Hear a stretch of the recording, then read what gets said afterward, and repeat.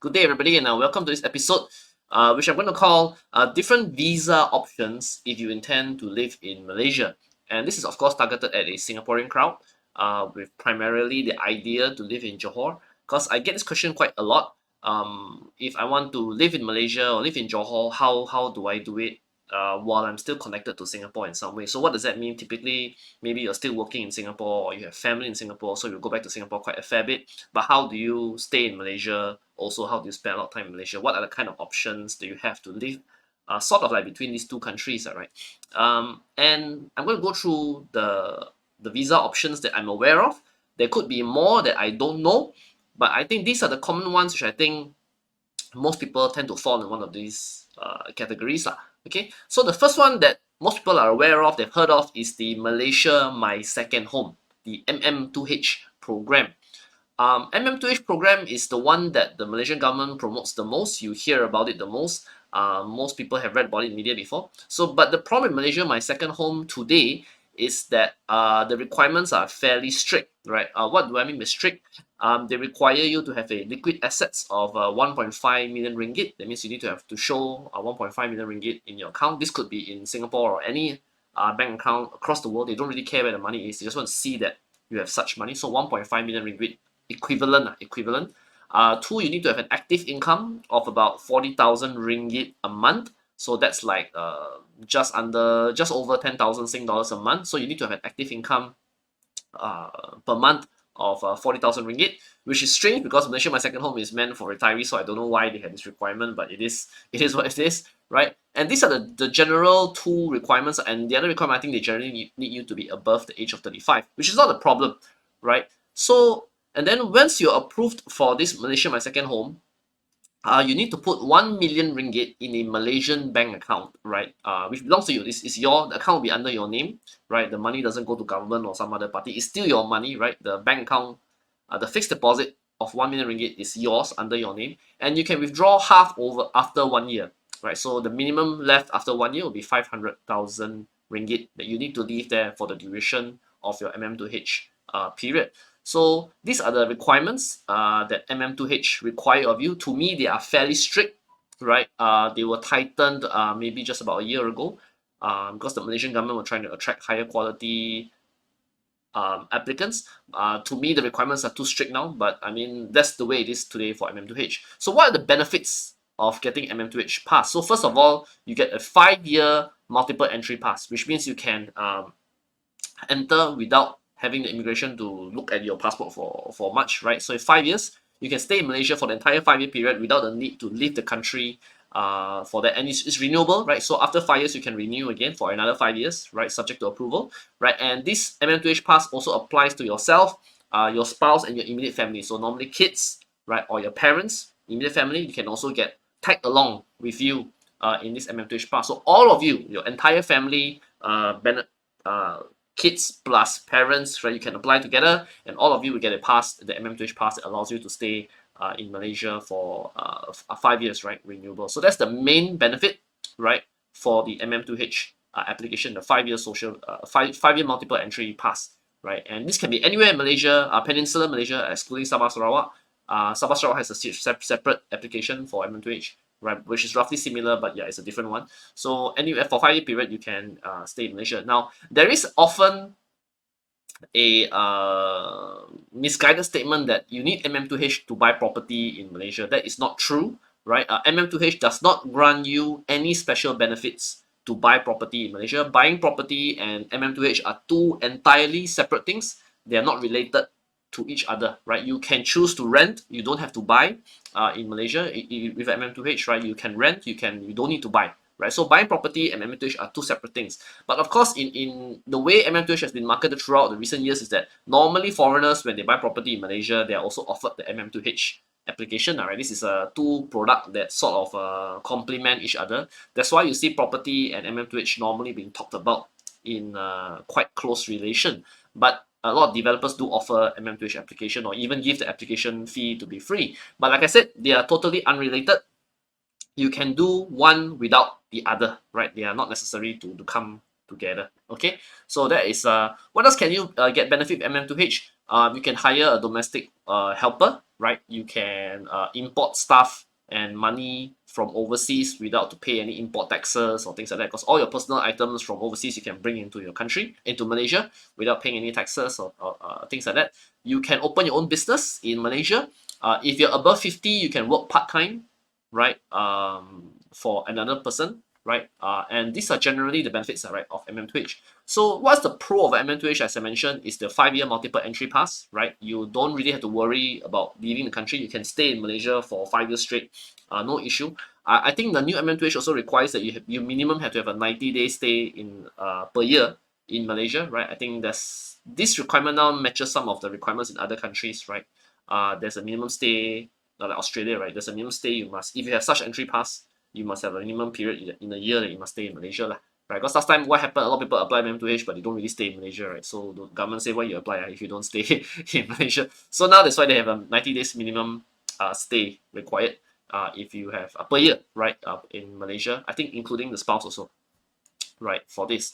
So yeah, so that's MM2H. So that's the biggest benefit of MM2H, right? To me, if you are based in Singapore, right, and you choose to stay in Johor, MM2H is not really necessary, right? For me, there's a lot of the requirements are too strict for not very much benefits, right? So if you are in the plan of retire in Johor as a Singaporean, or you are from Singapore, right? You could be a Korean or some other nationality living in Singapore.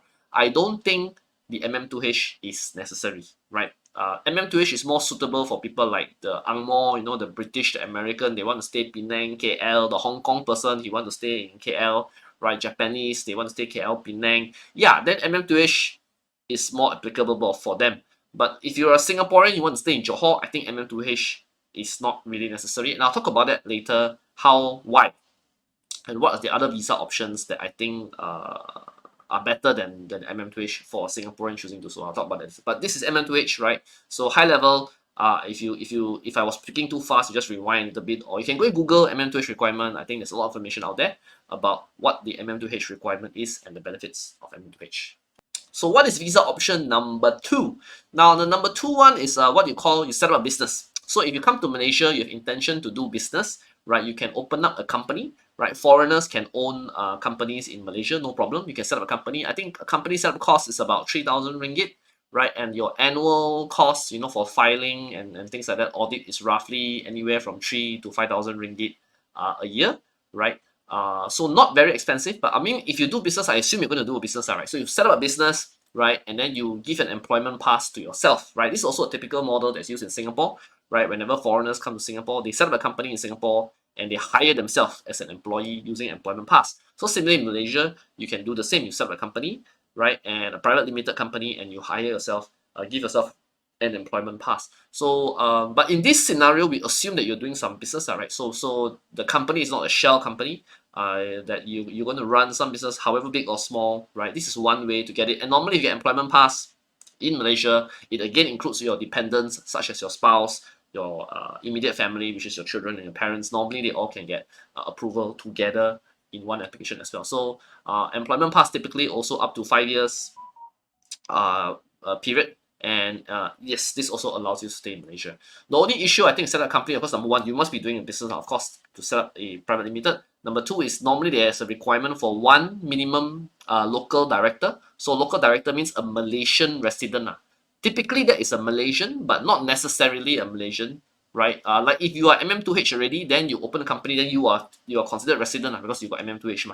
But if you are Singaporean and you're using this employment pass route, employment pass is not considered resident. So you still need one more director who is a resident. So that can be your spouse or family member if you have Malaysian family member or someone you hired, right, to be a company director, also can, right? Yeah, but I said this is normally the method done if you're going to Malaysia to run some form of business, right? And we see a lot of that happening today. Also, people set up factories in Johor to supply stuff for Singapore. Very common model also for this. But again, it applies to people who have this objective in mind. So that's option number 2.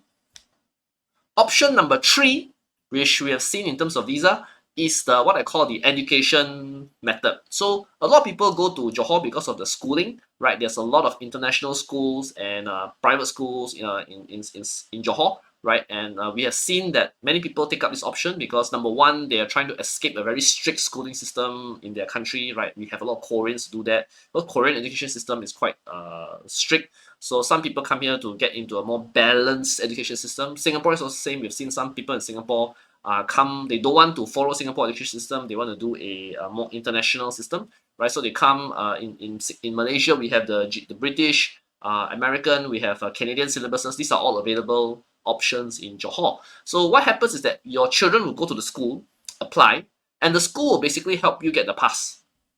Okay, this is very common. So all the schools should be able to do it. The private schools, the private or international schools, they should be able to do it, right?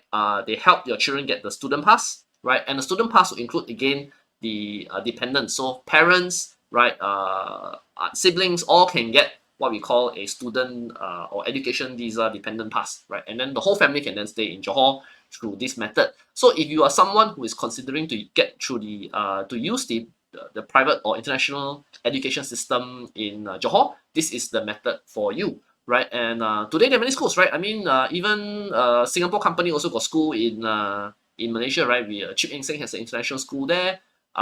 We have Raffles Education, also MDIS, all have universities and sort in Johor. So again, yeah, very common option, the education pass. And how do you do this? Basically, just go to the school. It's easier. I think let the school explain to you how it's going to be done.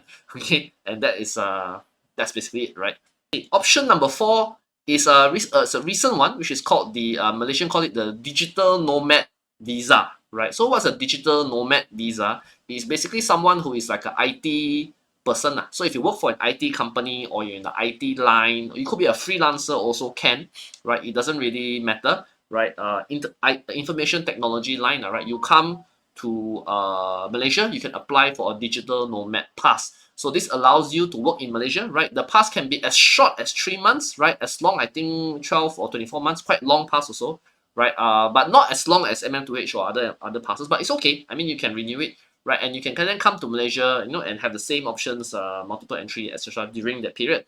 I think the only requirement is a minimum income period. So if you're employed for an IT employer, you must show proof of employment.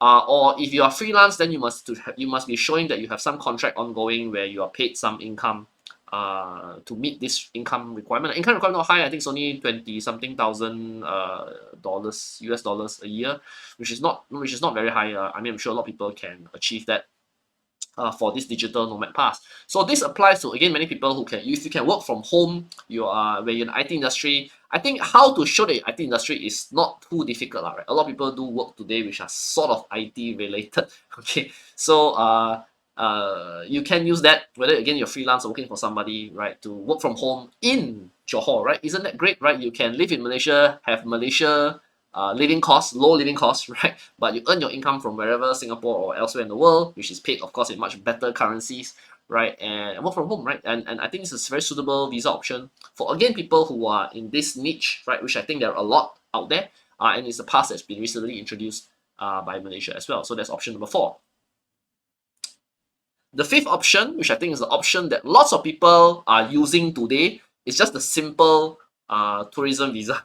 Okay, so being an ASEAN country, right? Malaysia and Singapore are part of ASEAN. So ASEAN is the Southeast Asia Association of Nations, right? So Singapore and Malaysia have a 30-day tourist visa arrangement, which means that a Malaysian can enter Singapore for 30 days as a tourist visa. Similarly, a Singaporean can enter Malaysia for 30 days tourist visa. No application required, right? Today, if you want to go to Malaysia or Singapore, vice versa, you just cross only. There's no visa, you can just cross because we have this arrangement as ASEAN country. So why I think the 30 days is good is because lots of people, even if you retire in Malaysia, if you're a Singaporean retiring in Malaysia, my feel is that you are not going to spend your entire 30 days in Malaysia one shot. I mean, there will be periods within that 30 days where you will enter Singapore, right? So maybe in 30 days in 30 days in a month, right? You may be 2 weeks Malaysia, 2 weeks Singapore, or 3 weeks Malaysia, 1 week Singapore. I think that is quite reasonable to expect considering you have family, you have other obligations in Singapore,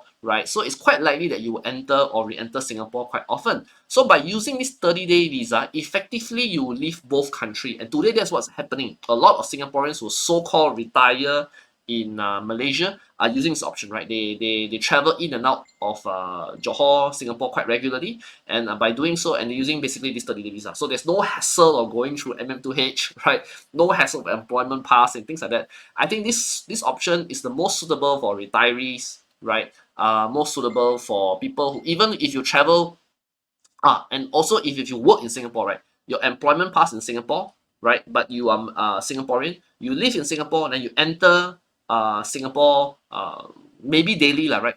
But sometimes you know, I mean I've seen this, right? Sometimes you still spend some time in Singapore, sometime in Malaysia. You enter almost daily to work in Singapore. You return in the night, right?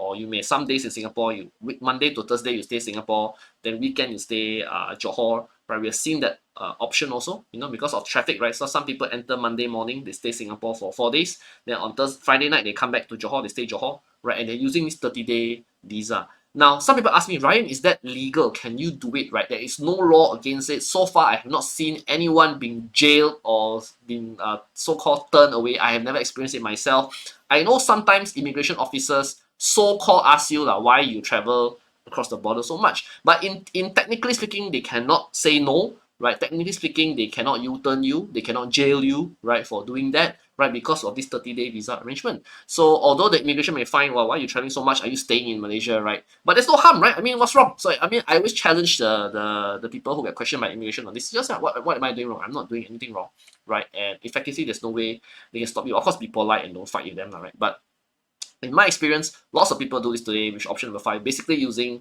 the 30-day tourism visa, right? And I think most effective for retirees, for people who work in Singapore or enter Singapore to work on a regular basis, right? So yeah, so I hope these 5 visa options was useful to you. As I mentioned, these are the ones which I'm most familiar of. There could be other types of visas which I don't really know. And if you have any feedback on this, please let me know, right? Happy to chat with you on these topics further. Thank you very much. If you like this video, do like, share, subscribe to our YouTube channel.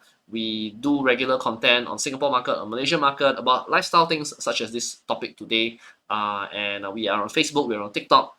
Please check the description for all our various social media and email and other ways you can get in touch with me. Thank you very much. Ryan Koo here, signing out. Thank you. Bye-bye.